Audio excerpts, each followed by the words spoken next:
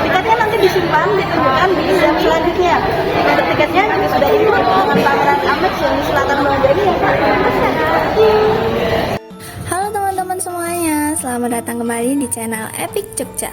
Bersama aku Sasi, kali ini aku baru berada di Museum Sono Budoyo nih. Tapi aku nggak sendirian, karena aku ditemani Mbak Nia selaku guide dari Museum Sono Budoyo. Tapi mohon maaf ya teman-teman, karena kebijakan dari Museum Sono Budoyo sendiri nggak boleh menambah lighting, jadi videonya agak noisy. Tapi semoga dari adanya video ini dapat menambah wawasan kita dan membuat kalian tertarik untuk mengunjungi Museum Sono Budoyo. Langsung aja, mari kita cek.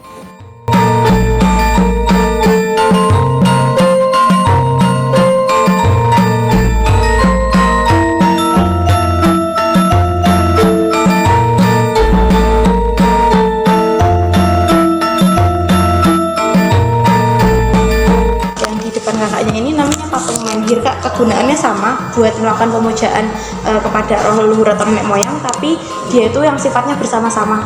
Karena untuk patung menhir sendiri itu dia ditemukannya di dekat perkomplekan pemakaman dari leluhur. Jadi leluhurnya banyak orang, tapi di dalam satu komplek pemakaman yang sama, terus mereka melakukan pemujaannya dengan memuja patung menhir ini.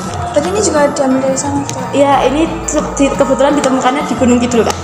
Ya, jadi ini masih di daerah Jakarta.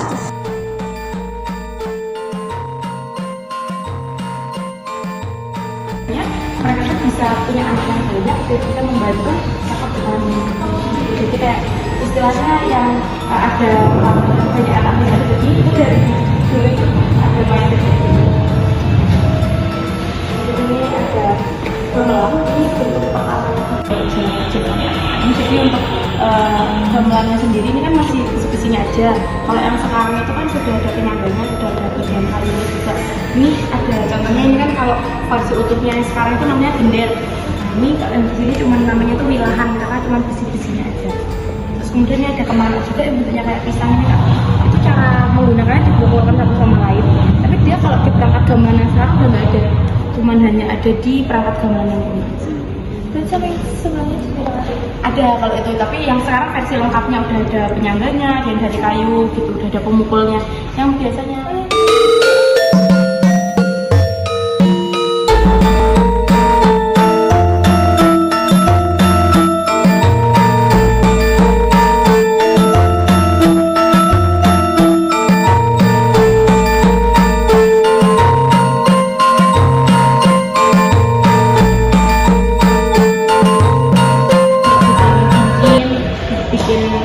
Barang-barang yang dari logam itu pakai alat-alat yang seperti ini. Terus kalau melihat yang sebelah sana itu ada timbangan emas.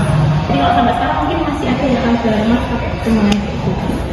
ini juga sama-sama. Iya, di masalah di toko udah nggak pakai yang gitu sih, udah pakai yang asli. Siapa yang kayak asli modern maksudnya. Kemudian ini ada terakota. Jadi ini semacam barang-barang yang dibuat dari tanah liat. Tapi ini tuh kegunaannya tuh sebenarnya orang-orang itu dulu bikinnya tuh kayak gitu juga. Jadi mereka itu kayak ya cuma bikin figur atau bikin bentuk dari tanah liat. Kemudian mereka tuh kayak nggak ada tujuan tertentu gitu. Jadi ujung-ujungnya buat sebagai hiasan rumah ataupun buat mainan anak-anak. Jadi nggak ada maksud tertentu, misalnya kayak buat ibadah dan cuma buat biasa. Mungkin ada yang bentuknya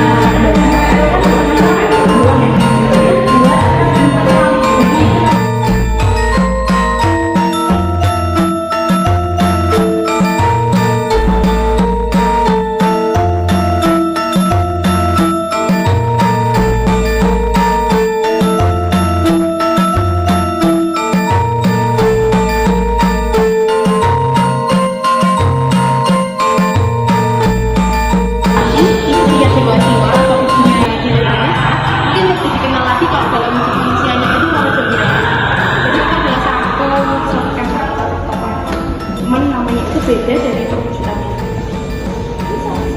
Ya, ini tiga-tiganya sama menceritakan Dewi Durga yang sedang mengalahkan kerbau yang dirasuki sama raksasa jahat. Jadi ini Dewi Durga, ini kerbaunya, ini raksasa jahat. Jadi ini ceritanya ada kerbau yang dirasuki sama raksasa, terus dia tuh mengamuk, tapi orang-orang itu tidak bisa mengalahkan. Jadi yang bisa mengalahkan itu hanya Dewi Durga ini aja. Dari sinilah Dewi Durga ini disebut atau dipercaya sebagai Dewi Trindi. Di sini, ini artinya kan kayak kecil-kecil gitu ya Kak, tidak arca yang besar. Nah ini adalah arca yang dipergunakan untuk ibadah secara pribadi atau biasanya ada di rumah seperti itu. Nah dan kalau arca yang kecil seperti ini tuh dia cenderung lebih detail, sangat detail. Contohnya ini ada arca Dewa Ganesha yang kepalanya gajah. Itu kan dia tuh kalau dalam kepercayaan orang Hindu itu tunggangannya itu tikus Kak. Jadi di depannya arcanya Dewa Ganesha itu ada tikusnya, ada penggambaran tikusnya. Iya kan ya? Iya, jadi emang sedetail itu dibuat. Juga ada benta. Ini biasanya ada di tempat ibadah. Kalau yang besar seperti ini digantung. Jadi kayak lonceng sekolah itu.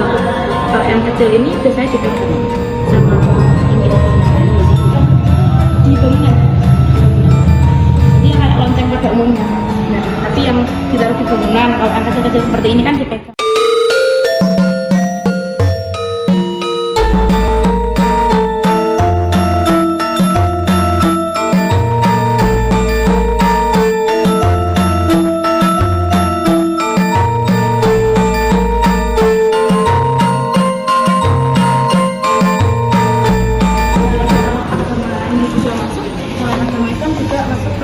Indonesia. Nah ini mereka masuknya tuh jalur perdagangan Kak. Ini contohnya ada beberapa barang hasil perdagangannya. Ini yang pertama namanya sumbul. Jadi sumbul ini gunaannya untuk wangi-wangian. Jadi kalau orang zaman dulu itu mereka suka sama makanan Indonesia atau makanan Nusantara, tapi nggak suka sama bawang rempahnya. Makanya disamarkannya itu dengan menggunakan sumbul ini. Jadi cara penggunaannya itu dengan dibuka tutupnya, nanti dimasukkan air mawar ke dalamnya, ditutup lagi nanti wanginya nyebar. Jadi ini gunaannya buat misalnya taruh di meja makan atau di ruangan. Kemudian ini ada koin-koin. Ini koin dari Arab Kak. Jadi kayak kalau misalkan lagi berdagang itu kan kita kayak bertukar mata uang ya sama orang luar negaranya. Nah ini ada koin yang dari Arab, jadi dari tulisan Arabnya. Ini ada gesper. Ini buat sapu, tengahnya sapu. Jadi kalau mungkin untuk ya nggak besar banget gitu kan, karena kalau badannya orang Timur Tengah itu kan cenderung besar tinggi kan, jadi itu menyesuaikan badannya orang Timur Tengah. Ini di Jakarta. Nah orang katanya itu dia baju ini didesain langsung sama Sunan Kalijaga. Jadi Sunan Kalijaga ini kan salah satu tokoh penyebaran Islam di Jawa. Jadi untuk baju sendiri itu ada filosofi Islamnya. Dari kancingnya, yang di atas ada 6 kanci, itu melambangkan 6 rukun iman. Kemudian 2 kanci dada melambangkan 2 kali dan 3 nafsu manusia yang harus ditahan, makanya ditutupin ke nafsu setan, nafsu hewan, sama nafsu makan daging sesuai dengan ajaran agama Islam. Dan untuk baju surjana warnanya biru seperti ini, lalu ada motif-motifnya, motivasinya lalu bahannya seperti ini, itu adalah baju-baju surjana yang digunakan sama raja. Kalau untuk masyarakat biasa itu biasa. Balik dari belakang itu kelihatannya aneh mungkin ya, tapi kalau dari depan dia bagus seperti ini, dan bentuknya warnanya warna biru. Jadi ini memang dari tikatannya langsung. Kemudian juga kalau dalam agama Islam itu sebenarnya tidak boleh menggambarkan hewan ataupun manusia makhluk hidup itu dengan bentuk aslinya yang punya nyawa gitu kan ya. Tapi ini tuh dulu dibuat sebagai perantara dakwah juga biar orang-orang itu agak penasaran sama agama Islam. Makanya dibuatlah ilustrasi yang kayak gini. Nah teman-teman, sekarang aku udah berada di gedung kedua Museum Sono Budoyo nih. Oh iya, sebelum kalian memasuki pintu masuk, di sebelah kiri sudah difasilitasi membatik secara tradisional loh. Kalian cukup membayar 10.000 aja sudah mendapatkan ilmu dan pengalaman membatik menggunakan canting yang diaplikasikan pada media kain.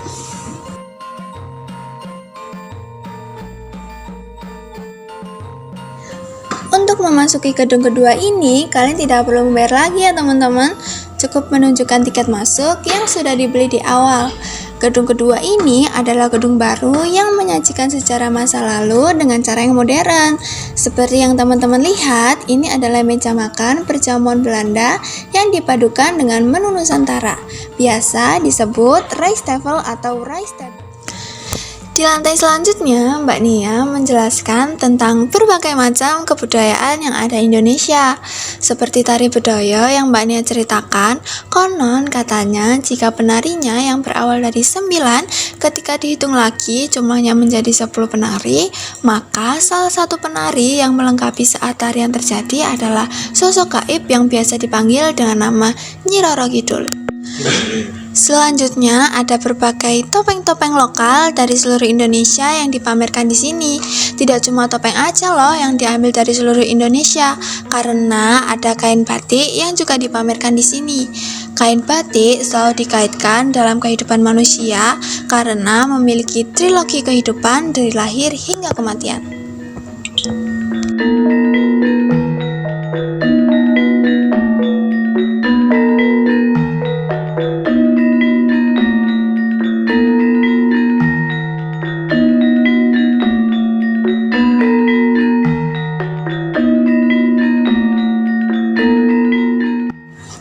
Lalu kita bisa melihat-lihat beberapa senjata khas dari tiap etnik yang ada di Nusantara loh. Selain sebagai tolak ukur standar pertahanan sebuah suku, senjata juga merupakan penanda dari kemajuan teknologi sebuah suku. Dilihat dari kompleksitas bahan, tekstur, dan detail lain dari senjata tersebut. Sekarang aku udah berada di lantai 5. Di lantai 5 ini menyajikan animasi tentang sejarah dan cerita rakyat. Gak cuma satu cerita aja loh. Di sini ada berbagai cerita yang dikemas dalam bentuk animasi yang dapat kalian nikmati. Salah satunya tentang penyerbuan Batavia.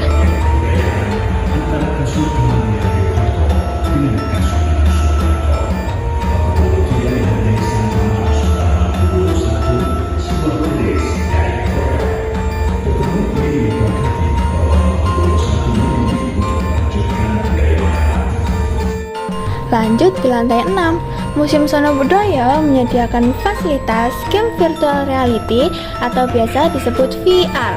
Salah satu game yang baru aku mainkan ini namanya Jemparingan, yang bisa kau mainkan secara gratis.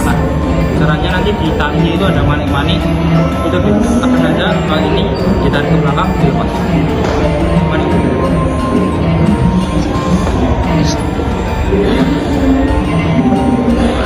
Jadi teman-teman ini itu buat main panah-panahan ya. Jadi ini pura-puranya panahan tapi pakai teknologi.